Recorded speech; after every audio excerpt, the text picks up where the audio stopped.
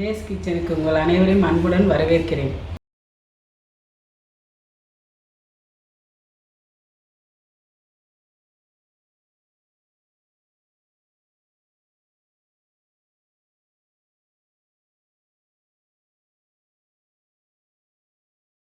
இன்றைக்கி நம்ம செய்ய போகிறது இந்த சேனக்கிழங்குல கோலா பண்ண போகிறேன்.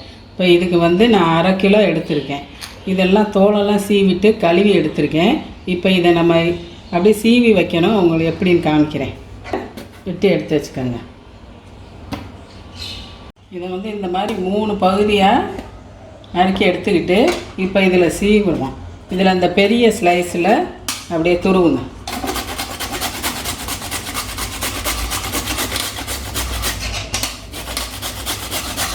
இந்த மாதிரி எல்லாத்தையும் திருவி எடுத்துக்கோங்க. திருவி எடுத்து நல்லா கழுவி எடுத்துருங்க. பாருங்க, இந்த கிழங்கை இந்த மாதிரி துருவி நல்லா கழுவி இது மாதிரி வடியை வச்சு எடுத்து வச்சுருக்கிறேன். இப்போ இதை நம்ம வேக வைக்கணும். இப்போ முதல்ல இதுக்கு தேவையானது என்னென்னு பார்ப்போம். தேங்காய் 1/2 கிலோ கிழங்குக்கு ஒரு தேங்காய், முழு தேங்காய் திருவினதை எடுத்து வச்சுருக்கேன். அடுத்து இந்த வெங்காயம், ஒரு வெங்காயம், 4 வெள்ளைப்பூண்டு பல்ல இப்படி நறுக்கி எடுத்து வச்சுருக்கேன். ஒரு 15 மிளகாய், சின்னதாக இருக்கிறனால 15 போட்டிருக்கேன். இதுதான் இந்த தேங்காய், இது எல்லாத்துக்கும் உரப்பு, அதனால் 15 எடுத்துக்கோங்க.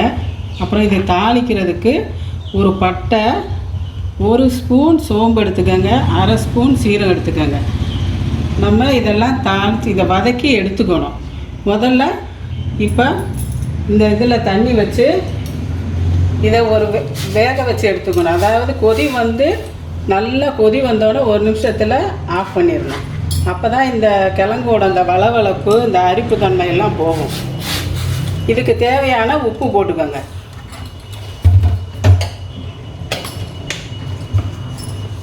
கொதி வரட்டும். இதுக்கு தேவையான உப்பு போட்டு ஒரு கொதி வரட்டும். இப்போ நம்ம இந்த கோலாவுக்கு இந்த மாவு சேர்க்கணும். கார்ன்ஃப்ளவர் மாவு 1/2 ஸ்பூன் எடுத்துருக்கிறேன். அரிசி மாவு 1 ஸ்பூன் எடுத்துக்கோங்க. இதுவும் தேவை. பாருங்க, இப்போ கொதி வருது. இது நல்லா கொதி 1 நிமிஷம் கொதிக்க விடுங்க. கொதிக்க விட்டு வடிச்சிருங்க.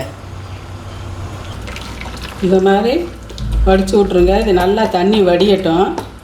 இப்போ நம்ம இந்த தேங்காயை, இந்த வெங்காயம் இதெல்லாம் வதக்கணும். அதில் கொஞ்சம் எண்ணெய் தேவையான அளவு ஊற்றுங்க. போ, எண்ணெய் காஞ்சிருச்சு. இந்த எடுத்து வச்ச பட்டை, சோம்பு, சீரகத்தை போடுங்க.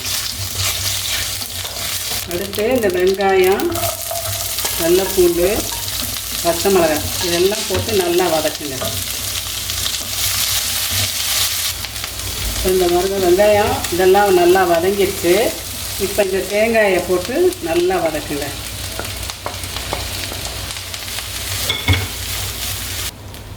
இதுக்கு தேவையான அளவு உப்பு போடுங்க. உப்பு போட்டு வதக்குங்க. பாருங்க, இந்த தேங்காய் எல்லாம் நல்லா வதங்கிடுச்சு. இப்போ இறக்கிடலாம்.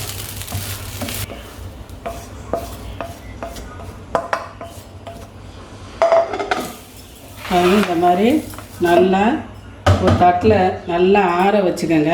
ஆறின பிறகு இதை நம்ம தண்ணி ஊற்றாமல் கிரைண்டரில் அரைச்சிங்கன்னா நல்லா வரும். மிக்சியில் அரைச்சிங்கன்னா தண்ணி ஊற்றுற மாதிரி இருக்கும். அதனால் தண்ணி ஊற்றக்கூடாது. நீங்கள் கிரைண்டரில் அரைச்சி எடுத்துக்கோங்க. பாருங்கள், இந்த மாதிரி கிரைண்டரில் அரைச்சா தான் இப்படி அரைக்கும். இந்த மாதிரி நல்லா அரைச்சி எடுத்துக்கோங்க. இப்போ இதில் நம்ம இந்த இதை நல்லா வடியை விட்டு இறுக்க புழுங்க போடணும். இந்த சேனக்கிழங்கை பிசைஞ்சு பார்த்துக்கோங்க. இப்போ இந்த சேனக்கிழங்குல நம்ம வேக வைக்கிறப்போ உப்பு போட்டிருக்கோம். இந்த தேங்காய்க்கு உப்பு போட்டிருக்கோம். இப்போ இது எல்லாம் கலந்துட்டு நீங்கள் உப்பு சரி பார்த்துக்கோங்க. இதுக்கு அடுத்து நம்ம எடுத்து வச்ச இந்த கார்ன்ஃப்ளவர் மாவு, 1/2 ஸ்பூன் கார்ன்ஃப்ளவர் மாவு, 1 ஸ்பூன் ரைஸ் பவுடர், அரிசி மாவு, இதையும் சேர்த்து நல்லா கலந்துக்கோங்க.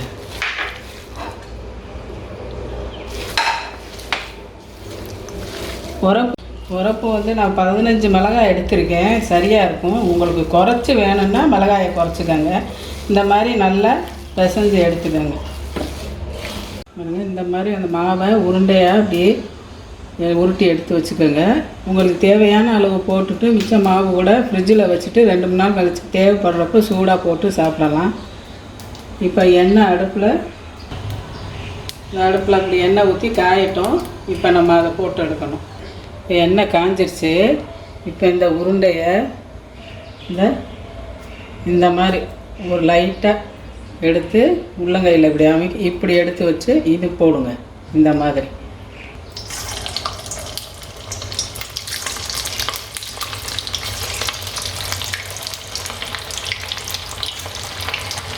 இப்போ இது வறுபடட்டும்.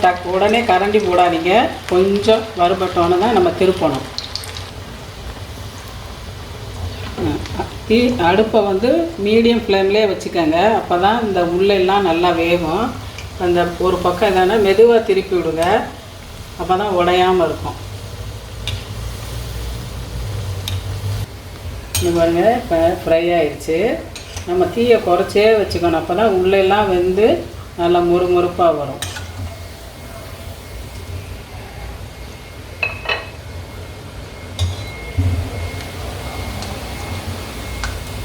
இந்த பாருங்கள், இப்படி எடுங்க. இந்த பாருங்கள், எல்லாம் நல்லா வறுத்து எடுத்துருக்கிறேன். இது பாருங்கள், உள்ளே நல்லா வெந்து ஊடாக மொறுமொறுன்னு நல்லா மேலே மொறுமொறுன்னு நல்லா இருக்கும். இது குழந்தைங்க எல்லாருக்கும் பிடிக்கும். சேனக்கிழங்கு உடம்புக்கும் நல்லது. இது கறி கோலா மாதிரி இருக்கும். நீங்களும் செஞ்சு பாருங்கள். இந்த வீடியோ நீங்களும் செஞ்சு பாருங்கள். இந்த வீடியோ உங்களுக்கு பிடிச்சிருந்தா லைக் பண்ணுங்கள், ஷேர் பண்ணுங்கள். சப்ஸ்கிரைப் பண்ணாதவங்க சப்ஸ்கிரைப் பண்ணுங்கள். நன்றி, வணக்கம்.